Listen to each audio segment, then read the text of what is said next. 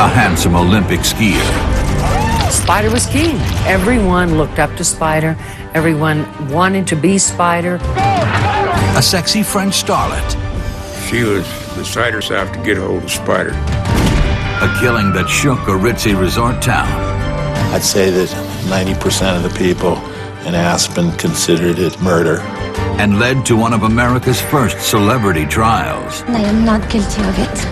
I heard one reporter say, this is the best ever. We have murder, we have sex, and we have drugs. A murder mystery in a star-studded resort town, and a glamour couple in the glare of a scandalous killing. Tonight on Power, Privilege, and Justice.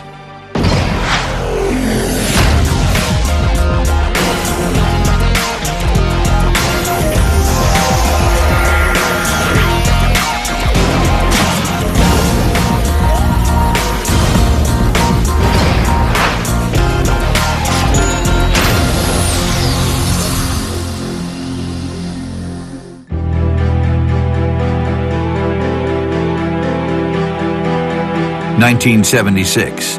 Aspen, Colorado is an intoxicating mix of wealth, celebrity, and decadence. At just after 5 p.m. on March 21st, Lieutenant Bill Baldridge is on patrol in his squad car. I heard the call go out to one of our district cars that there's a shooting at Starwood at Aspen. Starwood is a gated community that's home to many of Aspen's celebrities. The chief of security was there at the gate. I just said, come on, go with me, and we went. Baldridge and Security Chief Roy Griffith reach the chalet. It's the home of pro skier Spider Sabitch and his girlfriend Claudine Longet, the ex-wife of famed singer Andy Williams. The door is open. Claudine Longet lies slumped in the hallway, sobbing. Claudine was there, visually upset, and Griffith asked Claudine what happened. And Claudine told him she shot Spider. Spider Sabitch is on the bathroom floor, bleeding from what appears to be a gunshot wound to the abdomen. An ambulance quickly arrives on the scene to rush Spider to the hospital. A distraught Claudine begs to go with him. Rather than have the big commotion and what it was going to take to restrain her, I decided to let her go. Get her out of there so I could see what was going on. And so I just sent an officer with her. And I told him that he wasn't to let her out of his sight. Baldridge and Griffith begin to search the house for clues. Of course, we wanted the gun, and we wanted the casing. We were really looking for that. Griffith finds a .22 caliber imitation Luger in the couple's bedroom. But before cops can thoroughly examine the crime scene, they receive a call from the hospital. Spider Sabitch is dead on arrival. The official cause of death, internal bleeding. News of the shooting roared through Aspen like an avalanche. This wasn't just some random killing you read about in the back of the paper. This drama starred the hottest, most alluring couple in town, and everyone was talking. At the hospital, the district attorney looks to Claudine for answers. I went by the examining room. What I wanted to do was to perceive what her mental state was, what was going on here. If she was agitated.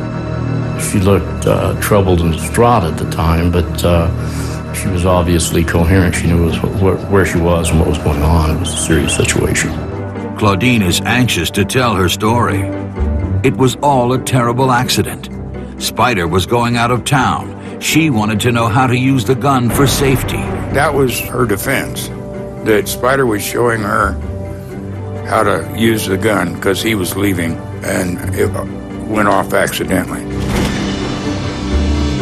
She admitted that she was holding the gun at the time, and that there was conversation about the safety being on or off and whether or not the red button showed. And she had made some type of joke, allegedly, to Spider, and said something like bang, bang, or boom, boom, and at the same time the gun discharged, and Spider dropped. Claudine is very convincing, but investigators are suspicious. 7-5, okay? Why he would teach her how to use a gun inside the house in the bathroom is beyond me. Well, you know, you're going to teach somebody how to use a gun, take them outside.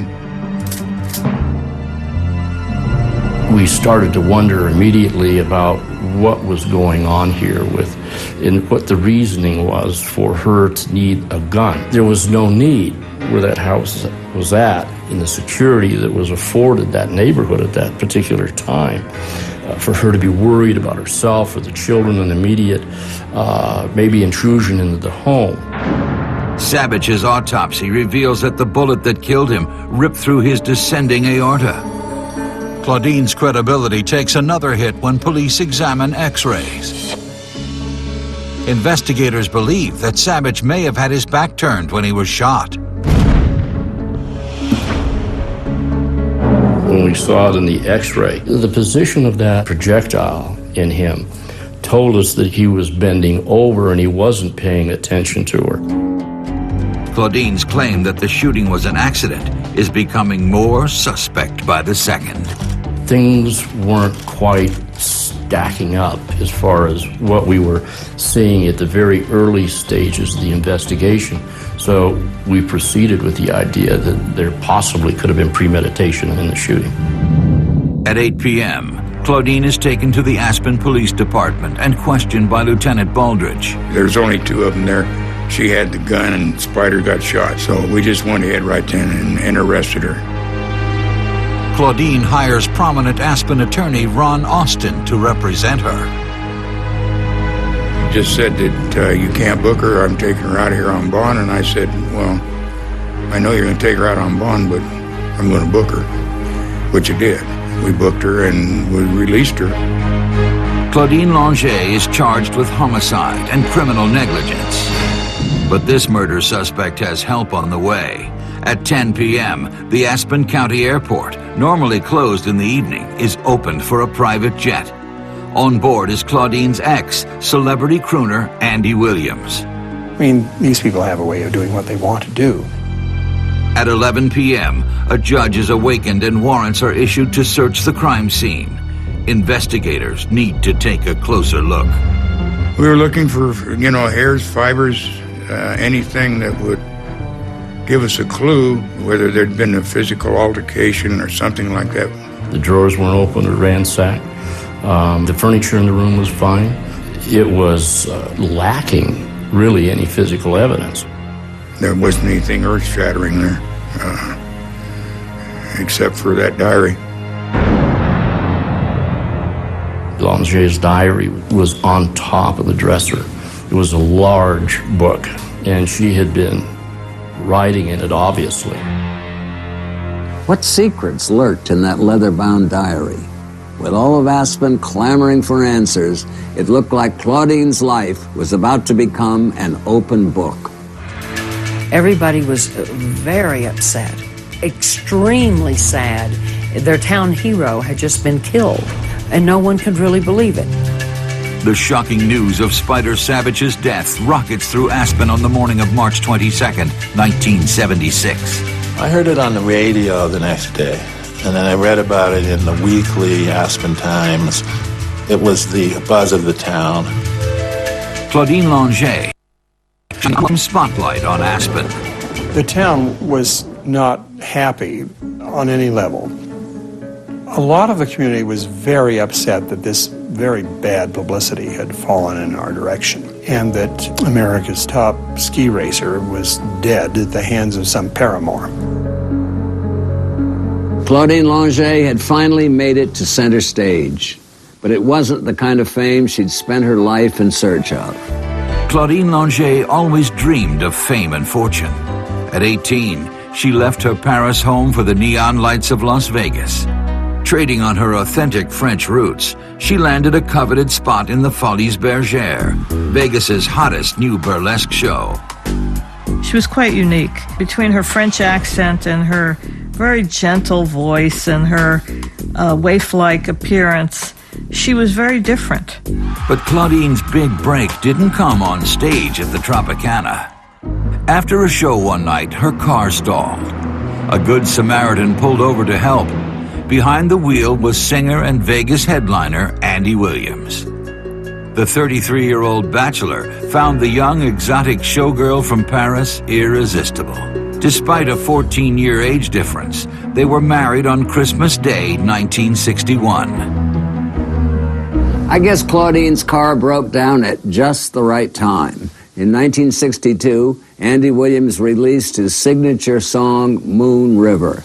He was quickly becoming one of America's favorite crooners.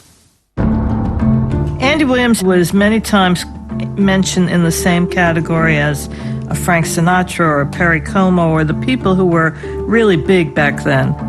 He appealed to the public and they liked him. He was kind of a nice guy image, a nice guy who was one of us. The couple moved into a seaside mansion in Malibu as Williams' career took off. Then, in 1963, the crooner landed his own TV show and quickly became one of the most popular entertainers in the country. That same year, Claudine gave birth to the couple's first child, Noel. A son, Christian, arrived the following year. But Claudine still hungered for the spotlight, and her husband's success opened doors otherwise closed to the ingenue. She began appearing frequently as a guest on The Andy Williams Show.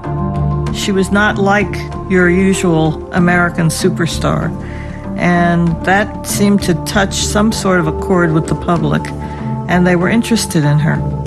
She also was a nobody who became the wife of a superstar. She and her husband had the #1 television show in the history of television at that time, their Christmas show. Took maybe 3 or 4 Super Bowls to finally eclipse them as a gross rating point. Longet took her own turn at singing and would go on to record 7 albums. Like her husband, easy listening covers became Claudine's specialty. I think that the fact that she was Andy Williams' wife would get attention from people in the recording industry more than if she was not. She was not anybody that would have become as famous had she not been Andy Williams' wife. I used to see Andy and Claudine at parties when I was living in Beverly Hills in the 1960s. She was absolutely stunning, and Claudine and Andy were very popular on the party circuit. In 1969, Claudine gave birth to a 3rd child, Bobby, named after the couple's good friend, Bobby Kennedy. On the surface, Claudine and Andy seemed to have it all. Money, fame, the perfect family, fabulous friends. But later that year, the couple shocked the public. They announced they were separating.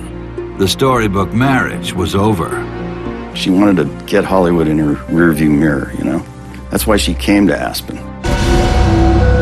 Aspen in the 1970s is a freewheeling community of thrill seekers, trust fund bohemians, and vacationing celebrities. An ideal place for the stunning chanteuse to land. Claudine at that time, everybody said, oh my God, that woman, she gave off heat. One weekend at a celebrity ski exhibition, Claudine meets Aspen, Colorado's homegrown hero, pro skier Spider Sabitch. He was young, he was handsome, and he was rich. Spider was king. Everyone looked up to Spider. Everyone wanted to be Spider. He could have any bunny on the slope. There was always a group around him, and he was having himself a pretty good time. There is an instant attraction. Claudine wants to see Spider again. She taps mutual friend, pro skier Billy Kidd, for help. But she wangled an invitation to stay that weekend at Billy Kidd's house. We were invited to Billy's house for dinner. That's how it got started. By the end of the weekend, Spider and Claudine are inseparable. In the beginning, it was a very intense, passionate relationship. It was a world-class love affair. A dashing Olympian and his sultry French girlfriend. Spider and Claudine turned heads wherever they went. But, as Cole Porter once wrote, this affair was too hot not to cool down. Spider Sabitch was a hero in Aspen. He was probably their most famous resident at the time that he died. He was very handsome, he was very dashing, and he was a member of the community, and everybody loved him. In the aftermath of Spider Sabitch's death, investigators are sifting through evidence trying to piece together what happened. And all of Aspen is asking, how could a storybook life end in such tragedy? Born Vladimir Sabitch in 1945 in Kibbutz, California, Spider faced an uphill battle from day one. Spider was a preemie, and he was kind of in a box with a heating lamp over him at the nurse's station, and he was all arms and legs, so his dad said he looks like a spider, so he was Spider all his life. It wouldn't take long for the scrawny baby to turn into a brawny bomber on the slopes. As a teenager, Spider aced one competition after another. He went on to win 2 world championships, and in 1968 competed in the Winter Olympics, placing 5th. In 1971, Sabitch moved to Aspen, Colorado. Pro skiing in America was just taking off, and Aspen was the place to be. For a town where skiing was so young, and especially young in America, he was extremely important to the sport and to us, and someone that we were very proud of. You could have compared him to Joe Namath, what he did for football. Spider certainly was up there doing that for skiing. A growing sport needed stars, and Spider was a star. All-American and articulate, the media latched onto him, and sponsors showered him with money. Soon, he was earning more than $200,000 a year in prize money and endorsements. At 27, he was the richest pro skier on the circuit, and no one personified Aspen's swinging lifestyle better. You have to understand what kind of a guy he was. He was already, in 1976 dollars, worth $250,000. Owned a house on Starwood. Owned it. Paid for it. His neighbors were John Denver, Edgar Stearns, who owned Sears. Spider's a remarkable individual. In 1972, Spider meets Claudine Longet, and Aspen's swinging bachelor is off the market. Claudine has found yet another rich, accomplished man, and their relationship flourishes quickly. By 1974, Longet and her 3 children move into Sabitch's sprawling chalet in Starwood. The couple quickly steps front and center into Aspen's thriving nightlife. Spider and Claudine became fixtures on the Aspen party circuit. And in the 70s, it was quite a scene. Back then, it wasn't just the slopes that were frosted with white powder. There was whiskey, pot, cocaine, and a strong health ethic, if you can imagine all 4 of those blended together. Everybody worked hard so they could play hard, and play was the primary goal, and everyone did it rather well. At the non-stop string of late-night parties, Claudine takes on the familiar role as second fiddle to a more famous mate. She was an outsider who had come to their town and moved in with her children and captured the most eligible bachelor in town, Spider Sabitch. There was a lot of resentment against her. To suddenly be hampered by someone who wanted all his attention, all the time, to the point of not wanting anybody, any outside influences, it was a drain. By 1975, friends begin seeing cracks in the facade of Spider and Claudine's storybook romance. He and I were standing on the other side of the room from where Claudine and her sister were sitting, and his eyes got really big. He was looking over my shoulder, and I felt something come past my ear, and I watched a wine glass hit him in the chest, break up, and fall to the floor. And Spider just looked up at me and he said, "Lily, I think Claudine's trying to get my attention." Professionally, Sabitch is facing pressure of a different kind. A compressed vertebra has knocked him from the top of the sport. By the 1976 season, he's ready to take himself off the pro circuit for good. With less pressure to perform on the slopes, Sabitch's late-night partying increases, but Claudine is often left home to care for her 3 children. She was so intensely jealous. Everybody by that time was pretty much had realized, including Spider, that this was beginning to be a very damaging relationship. And it wasn't like Spider. to surround himself with that kind of negativity. By January of 1976, Spider Sabitch has had enough. They began fighting more and more, and it got to the point where I had dinner. He said, I just cannot get rid of her. I don't know what to do. I don't know how to get her out. I don't want to hurt the children, but she won't leave. Tell me what to do. Spider makes up his own mind. In early March, he asks Claudine to be out of the house by April 1st. He asked me on to go for a walk with him. We walked for a long time. That's when I learned that she was moving out, she and the kids, and it was over. Claudine must have been in a state when Spider asked her to pack up and ship out.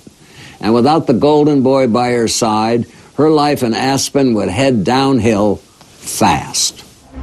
Just days after the shooting, investigators are trying to piece together why Claudine Longet pulled the trigger. Looking for answers, they turn their attention to her relationship with Spider Sabitch. The interviews had told us that the relationship had been deteriorating and that Spider had made the decision that his relationship with Claudine was not going to go any further. And it was a very tragic situation and a very difficult situation. It did become a drag on his life, I think. It became difficult for him to have friendships. He had asked her repeatedly to move out, and the only reason she wasn't thrown out was because of her children. He really loved her children. Police discover that Spider and Claudine spent the morning of March 21st apart. He hit the slopes. She went into town. Claudine was spotted sipping wine at an upscale local bar called Little Nell's. Later that afternoon, she joined Spider at a party thrown by ABC sportscaster Bob Beatty. A few people just noted that they didn't be quite as close as they usually were. They left the party separately. Investigators learned that after the party, Claudine drove around Aspen looking for Spider. She was driving erratically and recklessly. She was beside herself to get hold of Spider. She was one mad lady. And then she drove through the security gate in Starwood at a high rate of speed. And the next thing you know, there was a report of someone having been shot.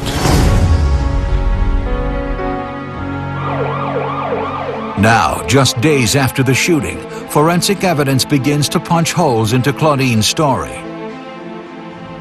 Analyzing gunpowder residue on Sabitch's body, a ballistics expert determines that Claudine was standing at least 6 feet away from Spider when the gun was fired. Why would she be so far away if Spider was showing her how to use the gun? It was inside of 10, but no closer than 6 feet. She had to be standing on the far side of the bedroom near the bathroom door. When officers examine the bathroom, they find more inconsistencies. Looking at how the bathroom was, it was pretty apparent that he was bending over, he was cleaning up, and in the house you could see where he was preparing to shave at the time. And the projectile struck him low at the bottom of the rib cage and then traveled because he was bent over. So he had his back turned to Claudine when she was talking to him. Police also discover that Spider was a skilled outdoorsman who knew how to handle guns. Anybody that knew Spider knew that he was raised with guns. His father was a highway patrolman. They knew guns, and they knew where to keep them and how to use them, and they never, ever would have pulled a gun out that was loaded in a house and let someone inexperienced use it. That just would never have happened. When I found out he was shot in his bathroom, that I knew that she had to have done it on purpose. There was things that weren't stacking up. There was really no need for the gun to be out. So the weight of the story about wanting to see the gun and make sure how it works and so forth just wasn't meeting muster in our mind at that time. A closer examination of the spent cartridge found in the gun yields another troubling clue. According to District Attorney Frank Tucker, small indentations are clearly visible in the area where the gun's hammer would strike the cartridge. The gun failed to fire 2, 3, 4, 5 times. She just kept hammering on the same cylinder. If you're just asking for a little demo, dear, on how to protect yourself, you don't start firing the gun multiple times, pointed in the direction of the guy that's giving you the instructions. Had the gun not jammed, there may have been more than one shot fired from that gun. She probably would have shot him as many bullets as in the gun, but it jammed on the first one. So. Police suspicions of premeditated murder are high. Investigators next turn to motive and to Claudine Longet's diary. I examined the diaries. The motive for all of this was right there.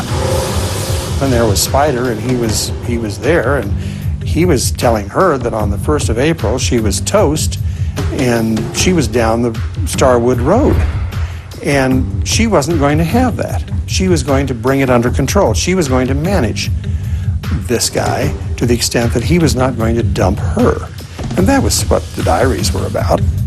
The prosecution thought they could use Claudine's own words to map out a motive, but she wasn't about to be taken down so easily.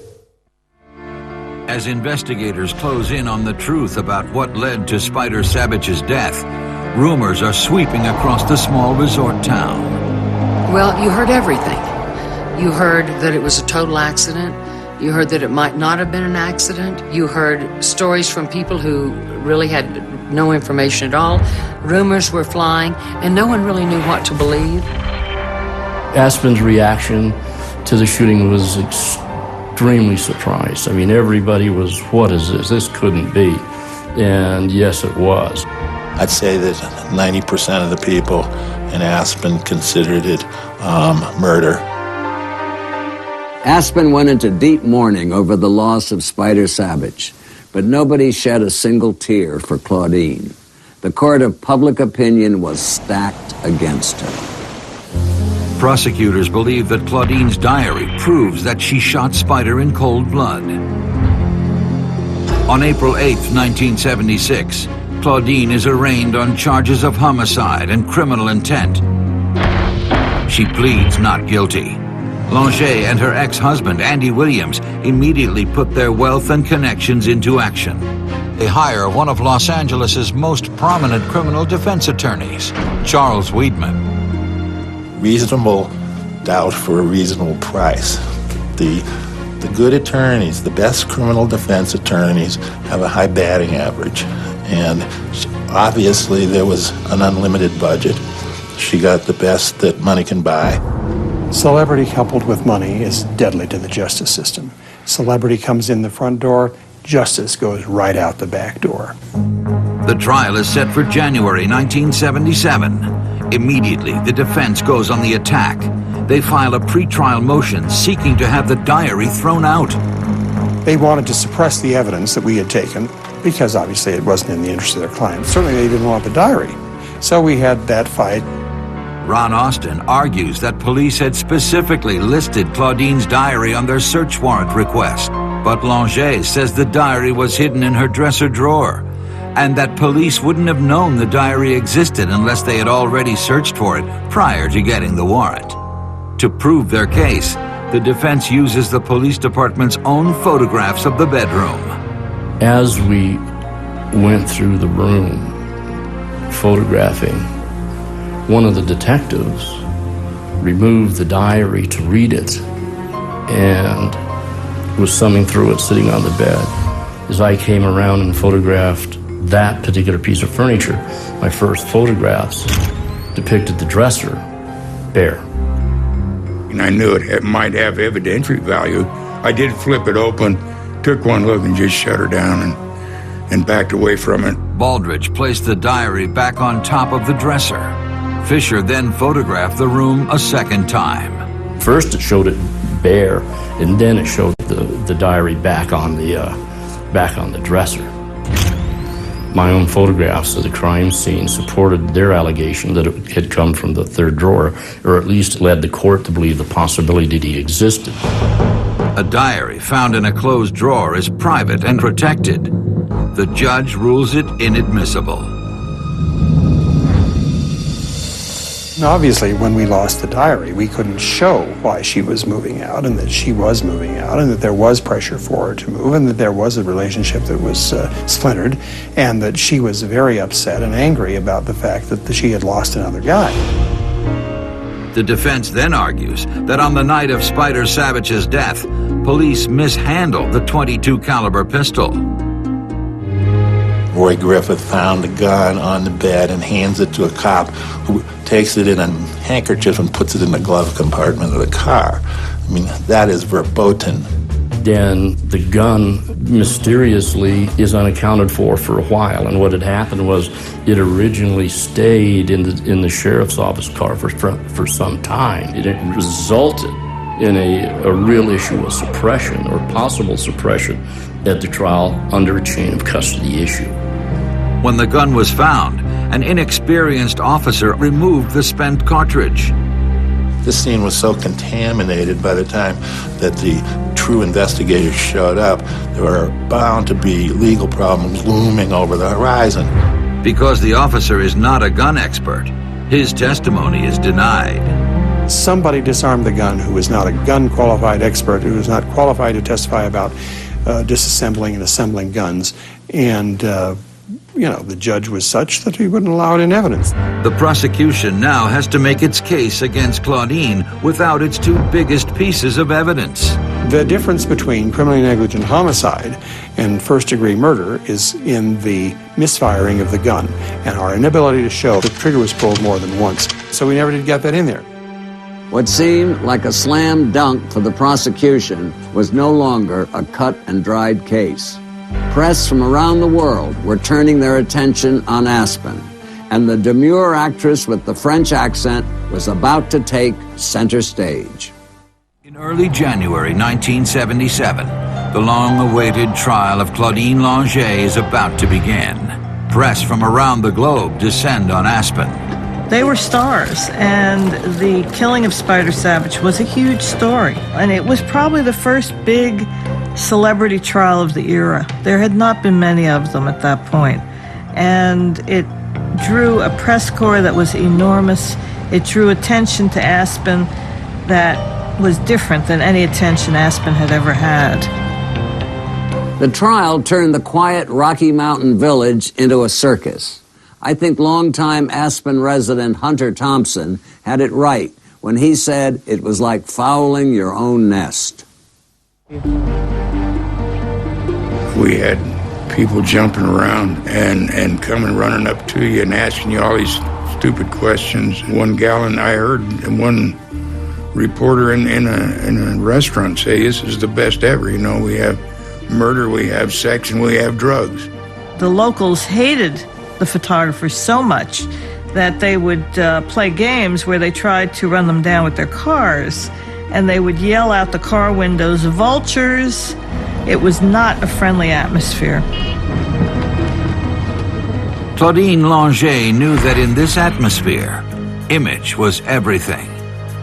To alter hers, she turns to Sidney Stone, the self-proclaimed seamstress to the stars. One day there was a phone call, and it was Claudine. And she said, in her French accent, she said, "I have to go to court, you know." And I said, "Yes, I know." She said, "I would like you to help me with court clothes." Claudine showed up to jury selection in a baggy gray dress and fry boots, fighting to hold back her tears. It was the height of melodrama, and the trial hadn't even started yet. I got the idea that she needed to look innocent. She was very beautiful, tiny, that French accent, and a drop-dead body. So, of course, that wouldn't do. So I dressed her in pleated skirts, crew neck sweaters, with little Peter Pan collar blouses to kind of hide her attractiveness, shall we say. Everybody in town was involved in this trial. It was not like anyone was immune to it. The people at the restaurants, the people in the shops, everyone was talking about it. Everyone had an opinion about it. The trial commences on January 10th. It quickly turns into a star-studded affair. There were a lot of paparazzi in town. Andy Williams was in the courtroom every day as a support figure. The benches in the courtroom were pretty much sold out every day because of the interest. Inside the courtroom, the prosecution knows there is little chance to get a conviction for the premeditated murder without the gun and the diary.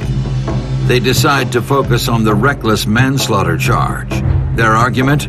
Claudine was pointing the gun at Spider. She should have known it could go off. We didn't have to show that there were jealous lovers. We had to show nothing other than the fact, the reckless actions of the other person. The other person should have known full well that what they were doing could end a life. We weren't painting a picture with friends and so forth. We were painting a factual picture and sticking really with facts as we knew them to be. The prosecution rests after just 2 days. The defense starts by calling to the stand the only living person who knows what happened that night, Claudine Longet. Claudine Longet was a woman under siege during that trial, and she had a very, very soft voice, to the extent that when she testified, the jurors had to lean forward in their chairs to hear her, and so did everyone in the courtroom. She insists the shooting was an accident. The gun went off as Sabitch was showing her how to use it. He promised her the safety was secure. They were in love and the best of friends. She had no reason to want him dead. She's presenting herself in a figureless outfit and without a great deal of flair, if you will, for the fashion. It's simple, it's quaint, and the demeanor during the testimony was very diminutive and soft and gentle, and just, I don't know how this happened. Her demeanor was very good in court, on the stand. Claudine's an actress. 3 days after the trial opens, the defense rests. The jury deliberates for just under 3 hours. The jury came in. Claudine was sitting there at the table nervously looking at all of them. The verdict? Guilty. Not of manslaughter, but of a lesser charge, negligent homicide. The conviction could bring up to 2 years in prison. There is not very much to say. Only that I have too much respect and love for living things to be guilty of that crime. And I am not guilty of it. The following week, all of Aspen is anxious to hear Judge George Lohr's sentence. Most of the people believed that this was murder, and most of the people sided with Spider Sabitch, and most of the people wanted to see a conviction and a long sentence. Judge Lohr sentences Claudine Longet to 30 days in the Pitkin County Jail with a $250 fine.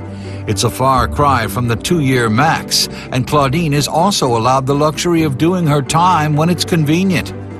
The Sabitch family and most of Aspen is in shock. It was just another incredible slap-in-the-face offense. And this wasn't any jail. This was the Pitkin County Jail. It was like Mayberry with really good room service, you know. And I was stunned. Speeders get that. I mean, not murderers. On the night of the verdict, I went out into the street in the snow and cold and tried to interview people, and people were very unforgiving. There was a woman who actually said to me, "What's wrong? Don't they burn people at the stake anymore?" There was hatred in that town for Claudine Longet. An awful lot of people were very angry and vindictive and threatened Claudine. When they expressed their anger, it was either at Claudine or at the system or at both. The district attorney's office. We did what we were supposed to do.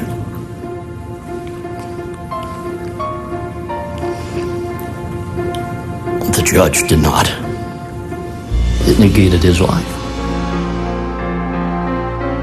Immediately after the trial, Claudine slips off to Mexico for a seaside vacation.